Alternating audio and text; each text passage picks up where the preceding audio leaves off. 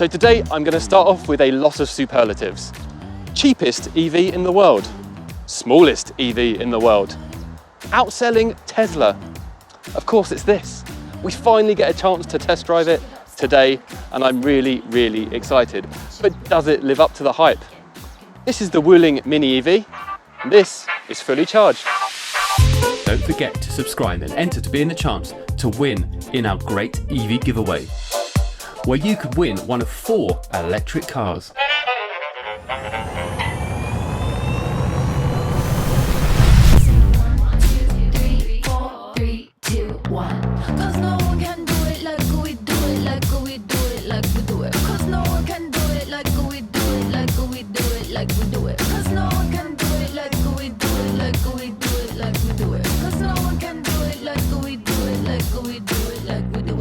So technically, the full name of this car is the Wuling Hongguang Mini EV. And I'm really excited because we actually get to drive it here today for the first time. Now, this is a collaboration between SAIC, GM, yes, GM who make the massive trucks in America, and Wuling. And this car has outsold Tesla in April of this year about 5 to 1. So for every one Model 3 that was sold, they sold 5 of these. And it's not surprising why, because the price of this starts at around 30,000 RMB. We'll flash up the conversion rates down at the bottom of the screen now. As you can see, it's not a lot of money. Now, has this car lived up to the hype? Will it live up to the hype?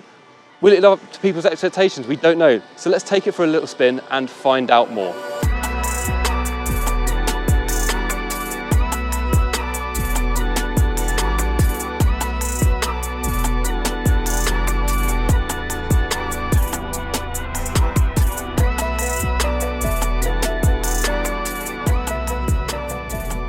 So one of the best things about this car is just how uncomplicated the driving is. So I've just got in and driven straight away, no instructions.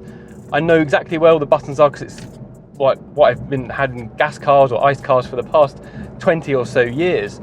And it just get in and go and drive, and it's very simple and straightforward. Interestingly, they've got an old school key. So again, they've really been thinking about how do we not overcomplicate it with some key fob system where you need to be close to the car and blah, blah, blah, and it all goes wrong. Simple key, you plug in, you twist it around just like a gas car or petrol car. You know, same with a handbrake, old school. This is old school, but with electric. And I think this could be a very interesting future for the cheap EV sector. If only more companies were thinking in this way about, okay, how can we cut costs, but not make it such a miserable experience that no one actually wants to buy it. We're at the front end of the Wuling Mini EV, and as you can see, it's quite a boxy looking car. It doesn't have much in the way of features around here, but for this price, I think that's okay. Now, the one feature it does have on the front here is the charging port, and let me see if I can push that. Yeah, there you go. Unfortunately, it's only got a slow charger, so there's no fast charging frills on this. So if you are going a long distance, you're going to have to wait about 6 hours to charge it. You know, that could be an issue. That's why it's perfect for a city runaround.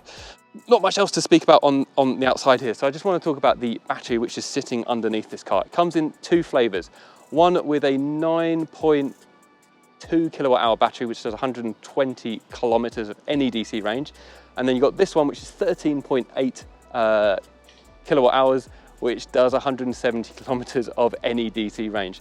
Not huge numbers. It will get you around the city for a couple of days before you have to recharge it. I think that's fine. Interestingly, this is actually quite an efficient car.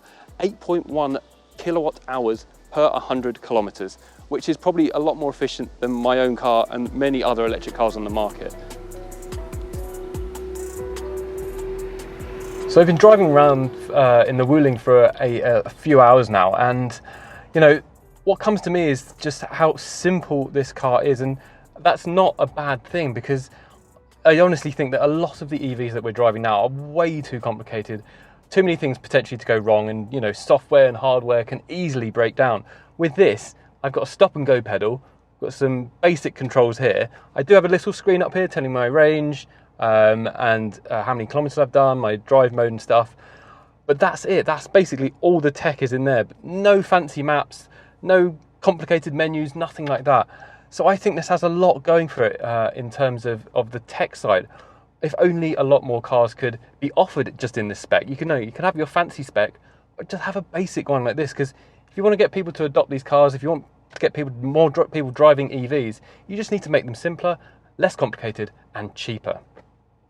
Now, I'm not spoilt for features in this car at all, and I think this is where the cheapness really comes in.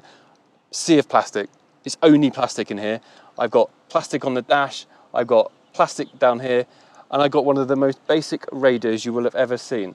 This is an LCD dial with 2 buttons, and that's it. Now, I've got some other buttons for the air conditioning over here, which I can turn on and off, a couple of other buttons over here, and I've got a traditional handbrake down here. So if I want to do some handbrake turns, I don't know why, it's rear wheel drive, so maybe, I've got that down here. No electric seats, no big touchscreen, nothing like that. You know, I can do my windows down here without having to look at a screen. I can adjust my seat without having to mess around with buttons. So what they've done by simplifying it is just make it so much better.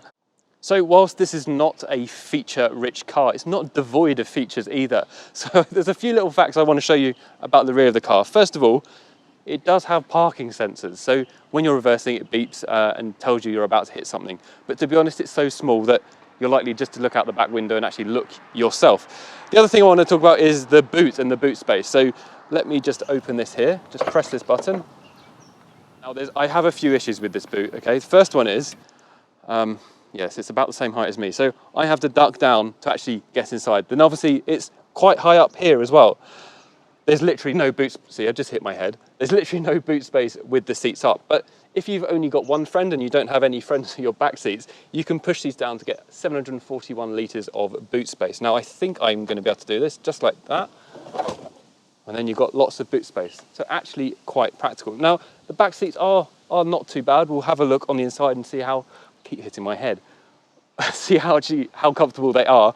But you know, if you're in a small shop and you've got some shopping or bits and bobs, you can just chuck them in here if you're a little bit shorter than me. So I want to show you how difficult it perhaps is to get into the back seats, but once you're in there, it's actually not too bad. So I'm going to try and climb in now. So we've got a little button down here. This flips forwards. That's about it. I can move it forwards if I want, and then let's see if I can get in. There you go. Oh dear. So once I'm in, it's actually not too bad. I don't have gargantuan amounts of leg room. If I move my seat forward a little bit, I've got a little window here. I've got no USB slots. I've got a little pocket here. I can see the back window and I can touch the back window.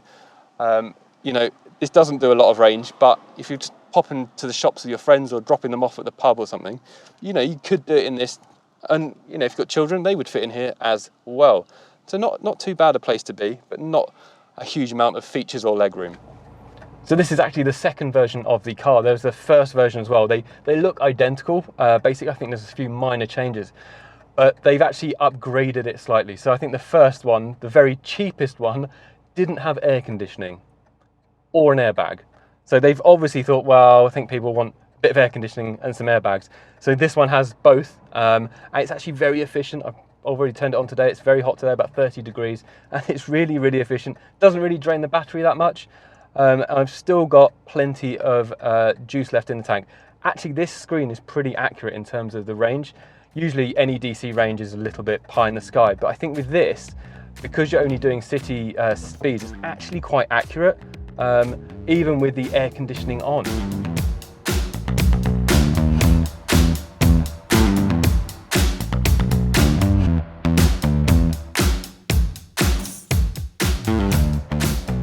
So what do we think of the Wuling Mini EV? Well, I think this is a fantastic car for EV adoption. If people are going to be driving EVs, if they're going to accept these cars, they have to get into cars like these first. It's very cheap, it's fairly practical, it's probably going to be quite reliable. You know, it gets the job done at a very, very low price.